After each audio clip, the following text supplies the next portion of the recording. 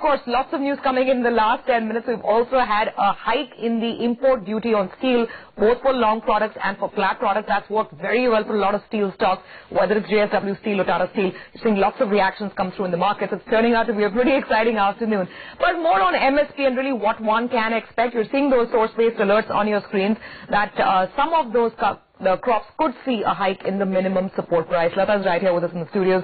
Lata, as we are awaiting the official figures to flow through, what was your sense and what is the kind of expectation that you're working with? Okay, purely by way of background, the minimum support prices are announced before the Kharif and the Rabi season.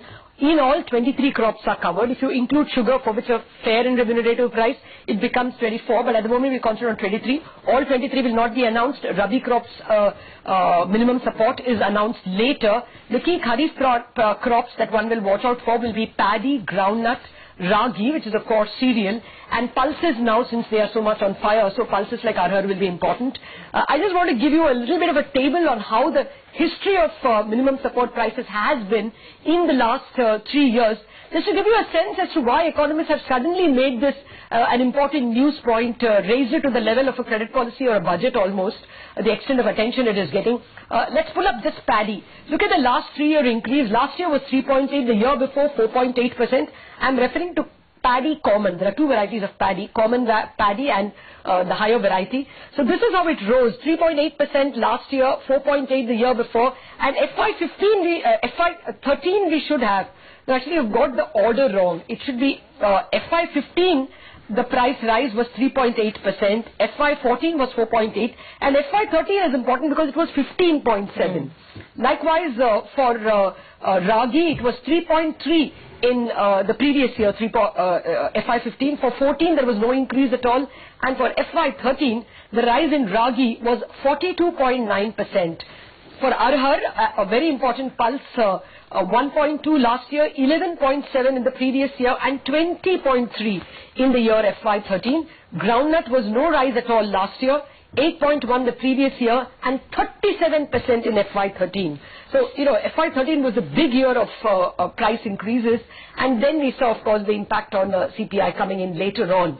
In terms of weights and relevance to the CPI, cereals are most important because they have a 4.7% weight in the CPI, and therefore the concentration is more on paddy.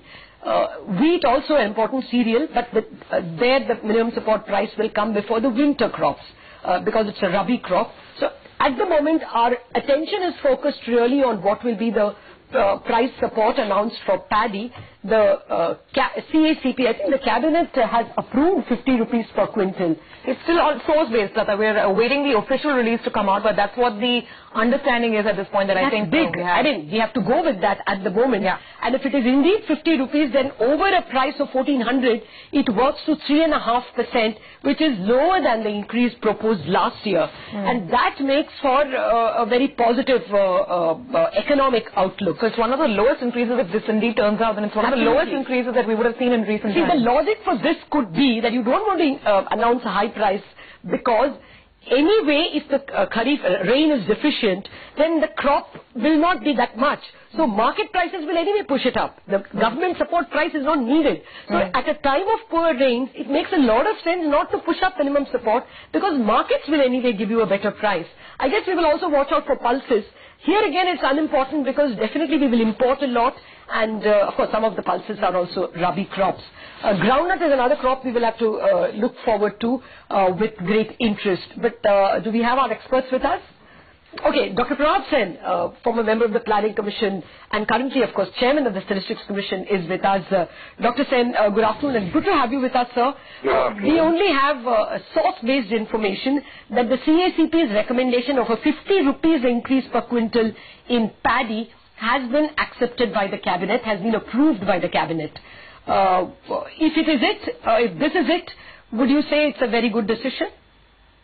Well, as you pointed out, Lata, you know, when you're expecting bad monsoons and therefore possibly a reduction in output, the minimum support price doesn't matter a whole lot. And the market will actually compensate. But the interesting thing would be that there are still question marks over the monsoon. And the monsoon has done surprisingly better than the Met had expected. So what one really needs to keep one's eyes open for, and this will come later, is that during procurement time, would the government actually announce a bonus? So supposing you actually end up having a normal or even a bumper crop, then 3.5% is simply not sufficient. Okay. Is the bonus announced by the central government, Dr. Sen, or is that a state government reserve? No. We often hear Punjab announcing 14% and other states announcing maybe 3 and 4%, isn't it? Yeah, they can do it as well, but it's normally announced by the central government. And at what, which month is that normally done? It varies. Okay. It varies depending upon their estimate of the crop. Okay, so that would be post-September in any case when the Kharif is concluded? Probably, yeah. Okay. But for the moment, would you say that this MSP increase of 3.7% will at least not unduly disturb the bond markets and for that matter the trajectory of the CPI? It would be a welcome announcement for those who only track the CPI. Well, you know, the fact of the matter is that the MSP itself, in terms of the CPI, has a very small role to play. It plays a large role in the WPI, but not in the CPI. CPI is completely dominated by the market price and the issue price in the PDS. Right? Now, the PDS prices has not been changed for years. So that remains. So what has been driving cereal prices in the CPI over the last 3 years has essentially been the market price. Okay. But is your suspicion that considering that the government did a good job perhaps of releasing grains, yesterday the Agri Secretary told us that 6 million tons of cereals were released last season. If one expects the government to maintain that record, then even with a subpar monsoon, we should not expect a very big impact on the cereal prices. After all, what has been the cereal price increase? It's been 2 and 3% in the last few months. Well, you know, one needs to be very careful on this. If the farmers are going to get hit by bad monsoons, the last thing you want to do is to deprive them of a compensatory price increase. I mean, you know, rural distress is a reality. And you can't close your eyes to it. No. But you said, sir, that if the crop is hit, anyway the market prices will rise, right? No, that is true. Provided you don't start releasing grains in the market at the wrong time. You have to release grains in the market, but your timing has to be just right. Okay. You know, you don't want to do it at the time when the harvest is coming in. Okay. So,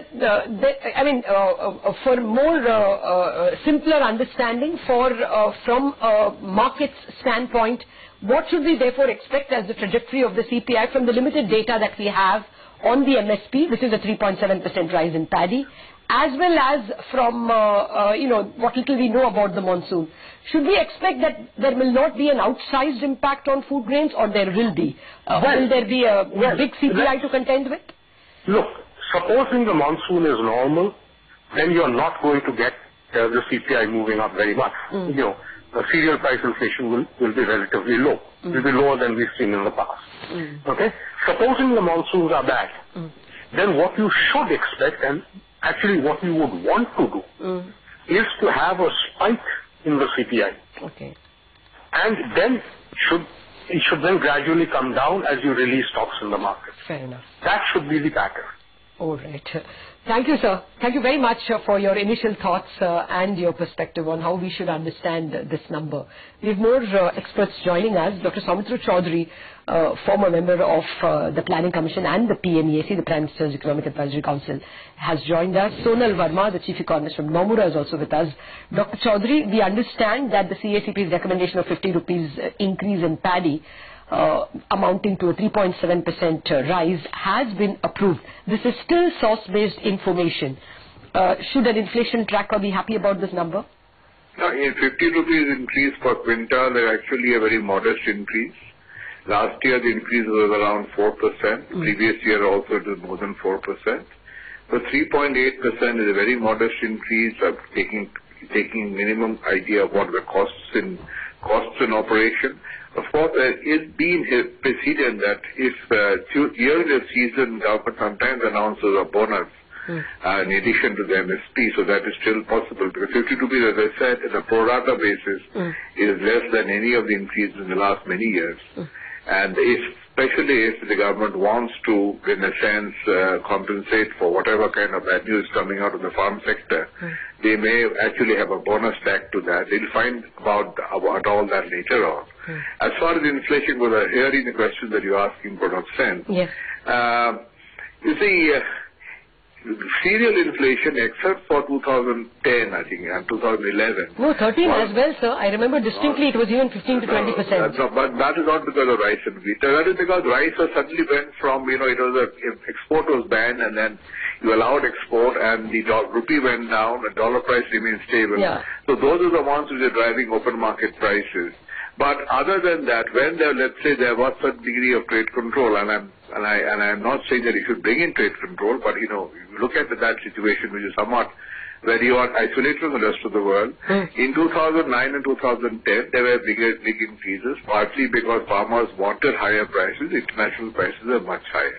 This is not the situation today. International prices are actually depressed. Second is that, therefore, I don't expect that even if the monsoon doesn't turn out to be very good, I don't expect a big spike in the prices of rice and wheat, aside from the fact that we have sufficient stocks to counter any kind of increase in market prices. But the spike may come from other products where we are not really able to intervene in the same way. For instance, in the case of food grains, in pulses, I think you might expect the pulses is typically a dryland crop, and a dryland crop is more vulnerable to monsoon, bad monsoon than irrigated crops and pulses. And in fresh fruit and vegetables, again, the kind of problem that we had in previous bad monsoon years might reappear. And since they have sizable weights in the CPI, the last part of your question, and that they will have they will take its toll on the CPI. All right. But when is the bonus announced, if that? That's sometimes announced along with it, sometimes later on. Most of the time later on. All right. Thank you very much, Dr. Chaudhary.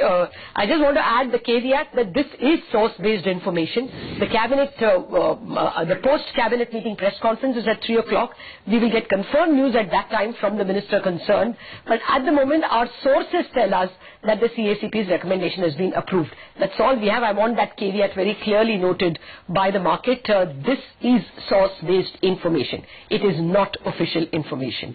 Sonal Verma of Nomura is also with us. Sonal, first thoughts, assuming the source-based information is right. Yes, so I think, two things here. One is the expectation was that the MSPs should be lower this year because of two things actually. Input costs in general have been lower, so diesel prices are lower, rural wage increases have been lower, so the cost pressure, which is sort of an input into MSP recommendation itself, was on the lower side. And second, obviously, the international prices were also low, so overall the case for significant increase in MSP wasn't there in the first place. The only fear was, ahead of the elections and possibly given the stress that rural incomes are under, potentially the MSP increases could be higher. So if this is true that the rice MSP is 50 rupees, which is about 3.6, 3.7% kind of an increase, I think, as compared to between 3.8 and 4.1% last year. Then this is basically broadly in line with the increase that was announced last year. So this is definitely a positive in that that the politics has not been allowed to sort of overtake the economic rationale here. And I think overall, clearly, if the rice MSP is low, then this is obviously a positive for cereal price inflation. I would still wait to see how the pulses MSPs and what kind of increases are announced, because given the pace of pulse price inflation, which is running at above 20%, there is a chance that a higher MSP is announced for pulses in order to incentivize more production. So we'll have to wait for more details on pulses category. But overall, I think clearly rice obviously is the one with the higher weight in the inflation basket, and to that extent, if that is up by 3.5% or so, then that is definitely positive for food inflation.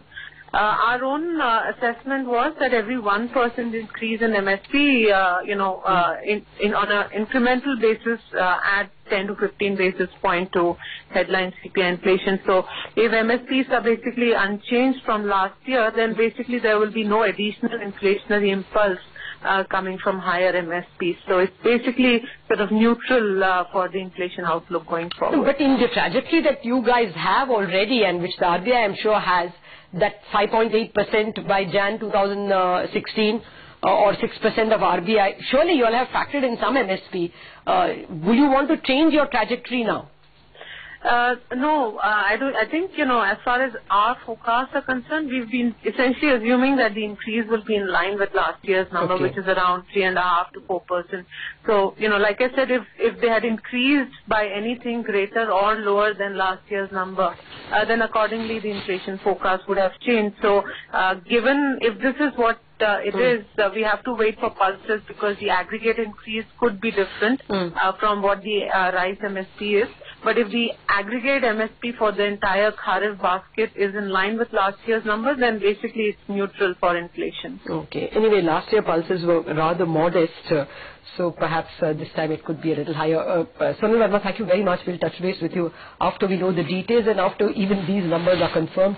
Just to repeat, this is source-based information. We are given to understand that the increase is 50 rupees per quintal. We will know for sure at 3 p.m. when the press conference starts. But so far, I guess the market will be happy with what's announced. All right.